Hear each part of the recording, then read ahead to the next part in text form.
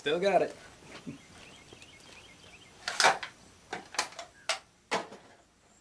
Hey guys, welcome back. So today we got kind of a short video by request, and that will be to review my Samick Sage recurve bow. Now this bow has been reviewed to death on YouTube. Everybody has got a review on this bow. And that's one of the reasons why I haven't done an actual review as of yet. Another reason is because I actually have another video on this entitled the Samick Sage recurve bow first impressions. And I'll leave a link to that video in the description below. And if you're looking for a more traditional review, that's probably going to be the video for you. In that video I talk about the specifications on the bow, and as well as having a lot of action shots and shooting and things like that, so you get to see it in action. Now the third reason why I haven't done an actual review is just because I don't have a whole lot to add to the first impressions. My first impressions turned out to be pretty much dead on.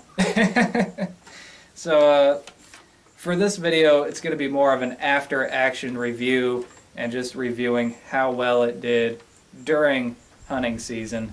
You guys know that I used this to take 2 deer last year, so I'm just going to talk a little bit about my observations now that I have a little bit of real world experience with this out in the field. So stay tuned.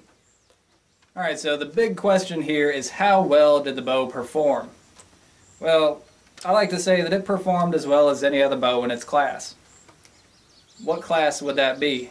Well, you could probably define it as entry-level, sub-$200 traditional bows.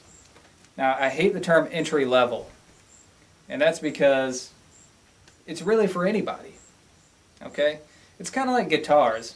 You got really cheap guitars, you got really expensive guitars. If you're a really good guitar player, you get a really expensive guitar, it can take your music to a whole new level. But if you get a cheap guitar, you're going to get the most performance out of it, and you can still make really good music with that cheap guitar. Conversely, if you're not a very good guitar player, it doesn't matter how expensive of a guitar you use, it's going to sound the same as the cheap one because you just don't know how to play guitar very well. And archery equipment, in particular traditional archery equipment, is the exact same. If you're very experienced, then you can take an entry-level bow like this and get the most performance out of it, like I like to believe that I did. And if you aren't very experienced with it, then you might as well get the cheapest thing that's out there, because a more expensive bow isn't going to make you a better archer. And you know, start small. Get something less expensive, spend more money on arrows, spend more money on good targets and other accessories, and learn with it. And it's going to make you a better archer just by having experience, right? So, yeah, it performed as well as any other bow in its class. It did everything that I expected of it. As I said, all the other bows in this class, they pretty much offer the same stuff. There's the same accessories available for them. And they're all right around the same price, so I can't argue with that. Next thing, can I think of any changes that I would make to this bow if I could? There's only one that I can think of. That's the string that it came with. Now I mentioned this in the first impressions video. The string that the Samick Sage comes with isn't even worth fooling with. It's just a really poorly made string. So I immediately, upon getting it, I ordered another string from Three Rivers Archery, and I got the Dacron B50 string for a grand total of like $7.50. So it wouldn't take much for them to actually put a good quality string on here. If you want to get a better quality string than that, you can get a fast flight string, because this bow can handle a fast flight string, and you'll get a little bit more performance out of that as well. And you won't have to worry about the string stretching, which is one problem that Dacron strings actually have. It's not a problem if you know to look for it, but if you don't know, then you're going to have problems, because you're going to go out one day and you're going to shoot and you're going to hit dead on, and then the next day, without making any changes, you're going to go out and shoot and you're going to be 6 inches high or 4 inches low, and you're going to be thinking, is something wrong with your form, when it's not. It's actually the string is expanding and contracting based on the conditions outside, based on the heat and the humidity. So the way you get around that before you start shooting every day, measure your brace height. That's the distance between right here on the handle and the string, and make sure that is consistent, that it's where you want it to be. And once you start doing that, your consistency is going to pick up a lot. It's pretty amazing how much these strings can actually stretch and contract. Almost an inch with this bow is what I've noticed in a 24-hour period. That's a lot. That is going to affect your accuracy. Alright, so that's the only change that I would really make. Everything else, you know, some people could say, well, maybe they want camouflage on the limbs. You know, you can get limb covers that make your limbs camouflage, so it's nothing really with the bow that I would change. How does it compare with other bows in its class? Well, we just kind of talked about that, didn't we? They're all about the same price, they all offer about the same stuff, and they're all about the same level of performance. They all got about the same reviews. So you really can't go wrong with any of them, right? And all of them, like I said, the entry-level stuff, I can recommend it to anybody. If you're experienced, you're going to get more out of it.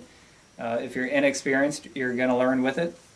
So it pretty much just comes down to what you have access to, what brand name you like better, because it's all about the same. Right? It's all going to be relative there. And that would bring up the next question: why would you choose the Samick Sage over one of the other bows that's out there? Say you're looking at the October Mountain products, or the PSE, the Martin, the SAS, any of the other dozen manufacturers out there that have entry-level sub $200 traditional bows. Well, the only thing that I could think of that this has an edge on over the others is that you've got a little bit more versatility with the limbs. A lot of them have a very narrow range of draw weights that you can get. Usually it's something like 45, 50, and 55 pounds, and that's about it. With this, you can go anywhere from, you know, somewhere around 30 pounds all the way up to like 65 pounds or something like that, and it's in 5-pound increments. So it's easy to order exactly what you want. Say I want 40 pounds, now I want to move up to 45 pounds. Well, they're readily available and they're pretty inexpensive, so they're easy to get.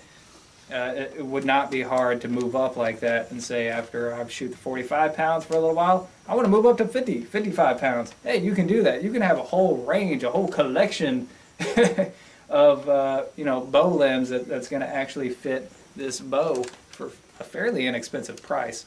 So the versatility is going to be really the only edge that I can think of that the Samick Sage is going to offer over some of the other brands. Now, if you've got your set draw weight and you're just set on using that and you don't want to branch out from there, get whatever's cheapest. Get whichever one you like the most, right? But if you want some versatility, that's the reason why you would go with the Samick Sage rather than one of the other brands.